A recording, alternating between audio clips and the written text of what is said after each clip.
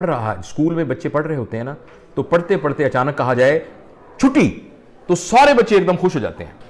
अच्छा, आप बच्चों को यह कहें कि अभी फौरन अभी तुम पढ़ाई छोड़ो और जाके अभी फुटबॉल खेलो, तो बच्चे भाग के फुटबॉल खेलना शुरू कर देते हैं। अच्छा, वही बच्चे जो अभी बोर हो रहे थे, जो कुछ करना नहीं चाह रहे थे, तो वो फुटबॉल खेलने क्यों चले गए? हालांकि वो उससे ज्यादा मुशक्कत का काम है। बैठ के पढ़ना बहुत आसान था, भागना दौड़ना तो मट्टी में फिरना तो मुशक्कत का काम है। देखिए, हम उसी चीज को अपने अंदर आने की इजाजत देते हैं जिसके आने में हमें मजा आता है, जिस चीज के करने से हमें लुत्फ आता है। अगर वो मुशक्कत वाली चीज भी हो तो हम उसको करने को तैयार हो जाते हैं। बच्चों के सिलसिले में हमसे बहुत बड़ी गलती हुई है कि हमने पढ़ाई को एक मुशक्कत बनाकर बच्चों पर लाद दिया है। अगर पढ़ाई को भी एक इंजॉयमेंट के तौर पर, एक प्लेजर के तौर पर डाल दिया जाए और लर्निंग एक प्लेजरेबल एक्सपीरियंस के तौर पर अगर हम बच्चों को हम सिखाने की कोशिश करें, तो बच्चे, आप कहते रहेंगे कि मत पढ़ो, वो कहेंगे कि हमने पढ़ना है। अभी पिछले दिनों मैं कल ही बल्कि देख रहा था कि फिनलैंड के अंदर एक कंपटीशन होता है जिसमें आइस कोल्ड वाटर के अंदर स्विमिंग होती है। तो लोग जो है वो इतनी सर्दी में, फिनलैंड के अंदर माइनस टेंपरेचर है, उसमें आइस कोल्ड वाटर, ऊपर बर्फ जमी हुई है, नीचे वो तैर रहे हैं। इतनी ठंड के अंदर उनको क्या मजा आ रहा है? इसलिए वो क्यों एंजॉय कर रहे हैं? इसलिए कि उनके लिए एक प्लेजरेबल एक्टिविटी है।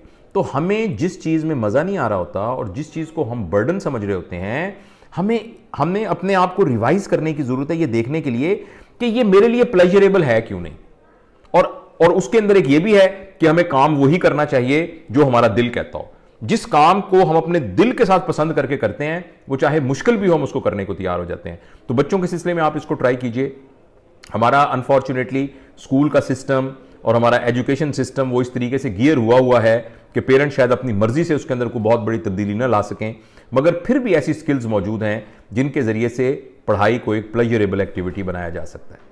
ठीक है sir, thank you so much sir. ये तो बच्चों के लिए था, जैसे बड़ों के लिए भी कोई अगर चीज़ आपने, क्योंकि उसमें ये भी बताई थी, एक चीज़ मेंशन की थी कि पैगंबर और नबी के अलावा आप दुनिया में लाइक सारी चारों अर्नेबल ट्रेड्स है, आप लर्न कर सकते हैं एट एनी एज। जी बिल्कुल। तो मुझे यही कहा कि अगर हम किसी भी एज में कुछ सीखना चाहें तो वो कैसे सीख सकते हैं, और अगर नहीं हम सीख पा रहे होते तो हमारा ब्रेन उस चीज को क्यों रिजेक्ट करता है, और कैसे, क्या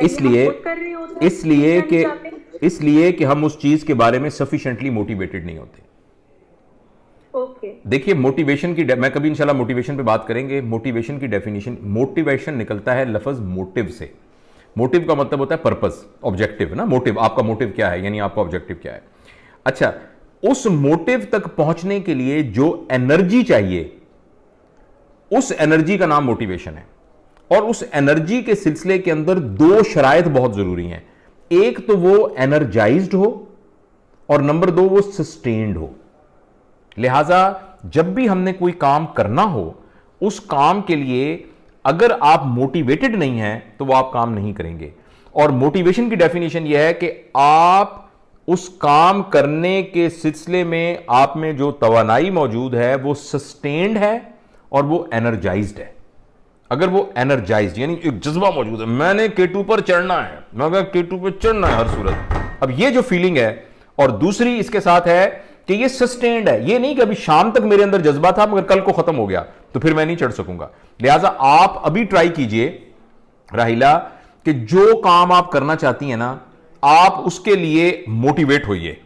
यानी एक फैसला कीजिए कि आज है 17 दिसंबर, जनवरी की फलां तारीख तक मैंने ये स्किल सीखनी है, ऐसी की तैसी मैंने सीखनी है। अब ये वो एक एलिमेंट उसका हो गया जो कि है एनर्जाइज्ड, और दूसरा है सस्टेन्ड। कल भी ये करना है, परसों भी ये करना है। अब आप देखिएगा कि जो आपने टारगेट मुकर्रर किया है उससे बहुत पहले आप वो काम सीख लेंगी। Thank you sir. ओके।